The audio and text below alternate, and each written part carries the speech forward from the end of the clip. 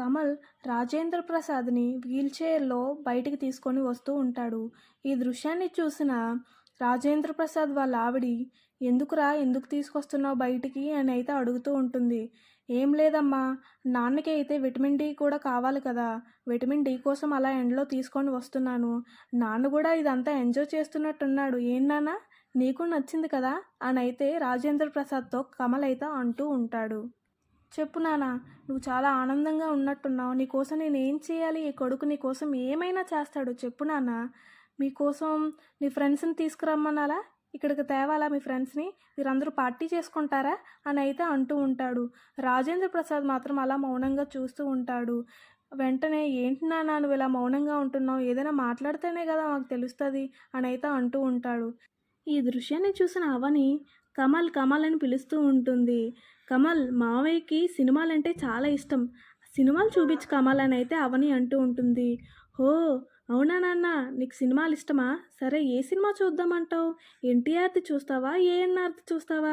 అయినా వాళ్ళు ఓల్డ్ కదా, నువ్వు చాలా యంగ్, మహేష్ బాబు అంత యంగ్గా ఉంటావు, చాలా గ్లామర్గా ఉంటావు. సో అయితే నువ్వు గుంటూరు కారం చూస్తావా? అయితే గుంటూరు కారం చూద్దామా? అయితే పద, నీకు ఆ సినిమా చూపిస్తానని అయితే చాలా ఆనందంగా కమల్ అయితే వాళ్ళ నాన్నని మార్చడానికి చాలా ట్రై చేస్తూ ఉంటాడు. కానీ రాజేంద్ర ప్రసాద్లో అయితే ఏ చలనం ఉండదు, అలా చూస్తూ ఉంటాడు. అక్కడే ఉంటున్న కమల్ వాళ్ళ అమ్మ మాత్రం కన్నీళ్ళు పెట్టుకుంటూ ఉంటుంది.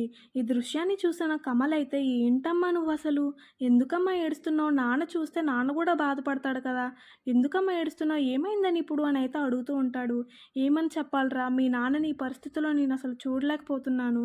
కానీ ఇలాంటి పరిస్థితిలో కూడా మీరు మీ నాన్నని నార్మల్ మనిషిని చేయడానికి చాలా ప్రయత్నిస్తున్నారు. ఆ విషయాన్ని తలుచుకొని నేను ఆనందపడాలో, మీ నాన్న ఇలా వీల్ చైర్లో కష్టపడుతున్నందుకు బాధపడాలో నాకేం అర్థం అవ్వట్లేదని అయితే కన్నీళ్ళు పెట్టుకుంటూ ఉంటుంది. వెంటనే కమల్ అయితే ఆ కన్నీళ్ళు తుడిచేస్తూ ఉంటాడు. వద్దమ్మా, నువ్వు ఇలా బాధపడకు, నువ్వు ఏడిస్తే నాన్న కూడా బాధపడతాడు.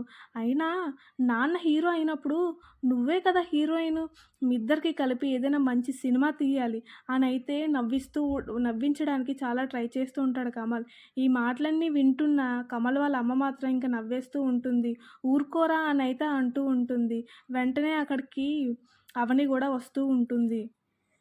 వెంటనే అక్కడికి కమల్ వాళ్ళ బామ్మ కూడా వచ్చేస్తూ ఉంటుంది. ఏంటే ముసలిదానా, నువ్వెందుకు ఇక్కడికొచ్చావు? ఈ టైంలో నీకేం పని అని అయితే కమల్ అయితే అడుగుతూ ఉంటాడు.